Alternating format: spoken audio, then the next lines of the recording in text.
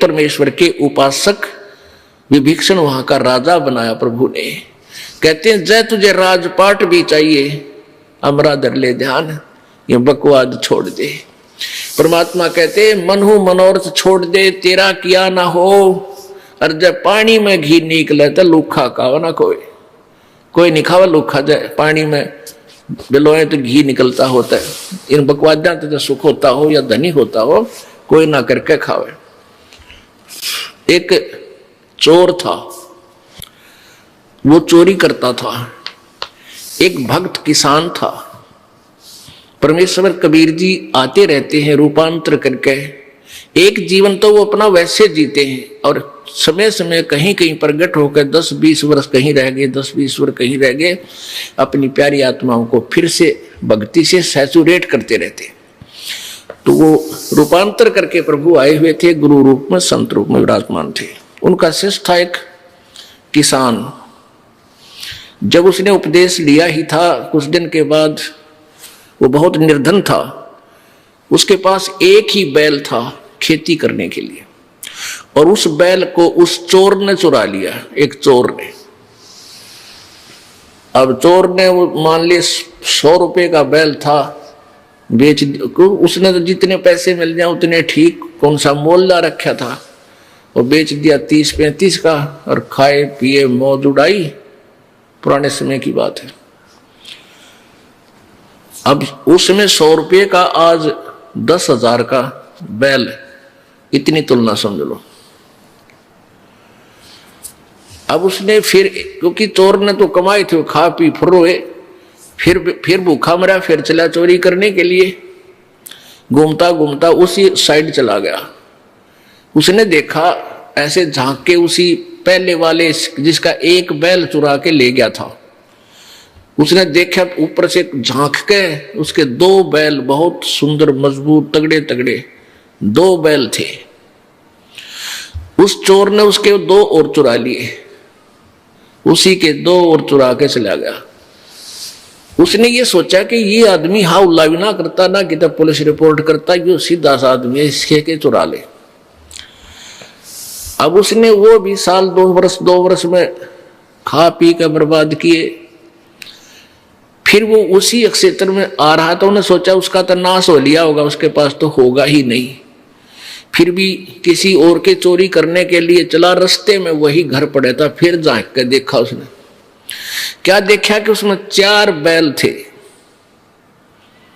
4 बैल, एक तगड़े तगड़े खगड़ जैसे। अब उस चोर ने तो पेट पकड़ दिया, अरे तेरा गजब हुई हो, मैं इसके 3 बैल चुरा ले गया, मेरा तो नाश हो गया, मेरे पास तो चवन्नी नहीं, इसके 4 बैल आ गए। भाई इस आदमी से तो पूछना चाहिए के जादू जंत्र जाना है ऐसा। तब उसने क्या किया, वो किसान, गर्मियों के दिन थे, किसान बाहर सो रहा था अपने आंगन में, बैल साइड में बंधे हुए थे। उस चोर ने वो किसान उठाया। किसान कहने लगा भाई कौन है तू, मुझे सोने। वो बोला मैं चोर हूं। किसान बोला भाई मुझे सोने दे, सारा दिन खेत में काम किया, नींद आवे है, तू अपना काम कर और मुझे निंद्रा लेने दे। तू कर ले अपना काम, चोर है तो कर चोरी, तेरा काम चोरी करना है, मुझे डिस्टर्ब मत करे। अब वो चोर कहता है भले मानस, वह चोरी है तो ना होती मेरे भाई भी, या चोरी ना हो रही मेरे से, एक बार उठ मेरा भाई। उसके पैर पकड़े, माथा टेक कर तू खड़ा हो, एक बार उठ लिया। क्या बात भाई भगत जी बता। और चोर कहने लगा भाई एक बात बता, मन मार दिए थे छोड़िए भाई, साची बताऊंगा आज। तेरा पहल, मैं चोर हूं, तेरा पहला बैल भी मैं चुरा के ले गया था, और तेरे 2 बैल बंदे पाए, और वो 2 भी मैं चुरा ले गया। आज तेरे 4 बैल है, मेरा नाश हो लिया नो का नो, बालक भी बीमार, किसी का कुछ हो रहा, हर पैसा मेरे पास नहीं। भाई ये क्या कारण है, ये कौन सा जंतर मंत्र तेरे पास है, मुझे भी बता दे। किसान बोला भाई जंतर मंत्र तेरे पर हो को ना, तेरी आदत बिगड़ेगी, क्यों चोरी करके जो खा लेगा उस पर काम ना बने। नो बोला मैं कति काम जो तू कहेगा मैं वह कर लूंगा। तो उसने कहा भले मानस भले पुरुष, यदि चोरी करके 2 नंबर तक कोई सेठ हो तो फिर कौन करके खावे, सारे चोरी करने लग जावे। आप भाई एक शर्त है, आप हमारे गुरु जी के पास चलो उपदेश ले लो और ये बुराई छोड़ दो। 1 साल में 2 वर्ष में तुझे दिखा दूंगा तेरे ठाठ होए। भगवान सब कुछ कर सकता है। वो कहने लगा भाई जैसे तू कहेगा मैं ऐसे कर लूंगा। अगले दिन काम छोड़ दिया। उस किसान ने खेत नहीं जोता, उस दिन उसको नवाया धोया, खाना खा और चल सतगुरु के पास चलेंगे। उसने सारी बता दी। तो सतगुरु जी के सामने जाके अब संत जी कहने लगे बेटा तेरा सौभाग्य है, तेरे एक भी बात समझ में आ गई, कोई बात नहीं। फिर वो ज्ञान सुना, रोने लग गया। वो चोर के है भगवान मन तक घने पाप कर दिए इस पापी के, तो कभी ये पाप भी समाप्त हो जाएंगे। उसने क्या बताया चोर ने कि एक व्यक्ति वो शाम ने भैंस लाए, 6 महीने में उनको भैंस का जुगाड़ बना, कुछ अपने घर से पैसे इकट्ठे किए, कुछ दूसरों से इकट्ठे किए। वो भैंस लाई और परिवार के लोग बड़े खुश हो रहे। मैं छुप कर बैठ गया उस चोरी करने के लिए।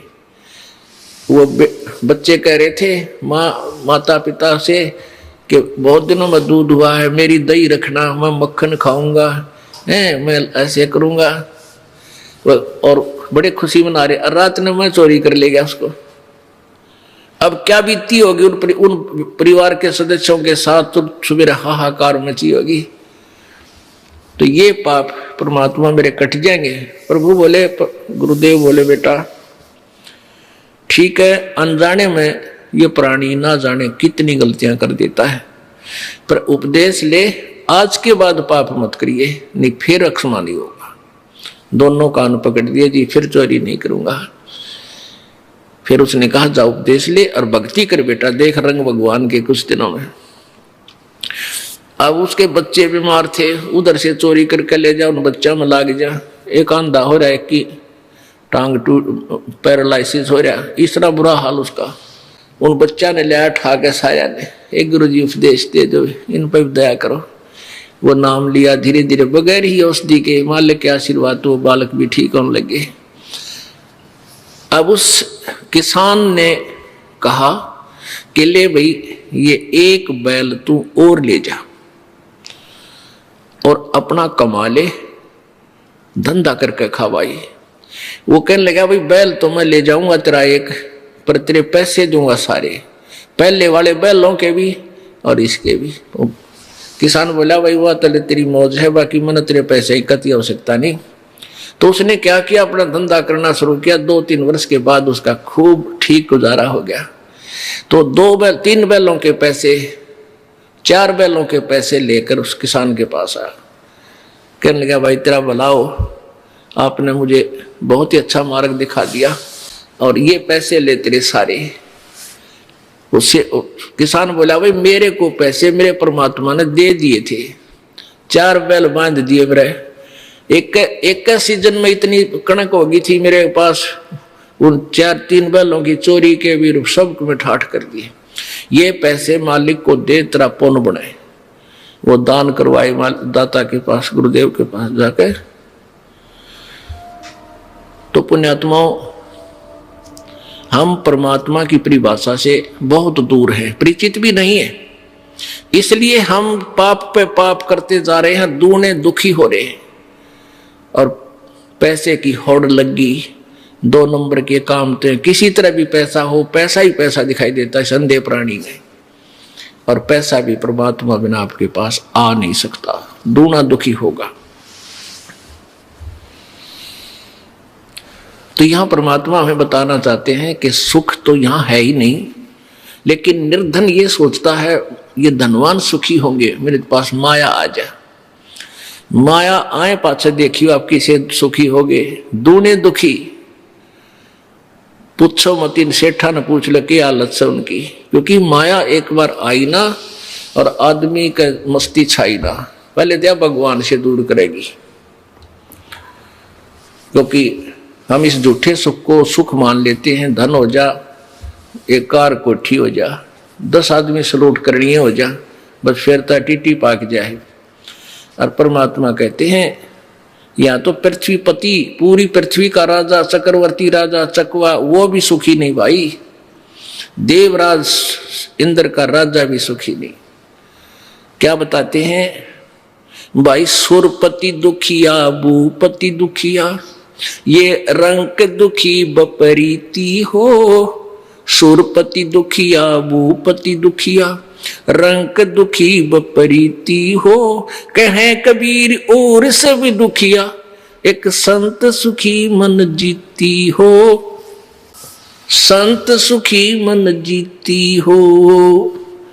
तंदर सुखिया कोई न देखा, जो देखा सो दुखिया हो। उदय अस्त की बात करते हैं, मन सबका किया विवेक का हो। सबका किया विवेक का हो। अब क्या बताते हैं भाई, इंद्र भी दुखी, सुरपति देवताओं का राजा दुखी, और पूरी पृथ्वी का राजा दुखी,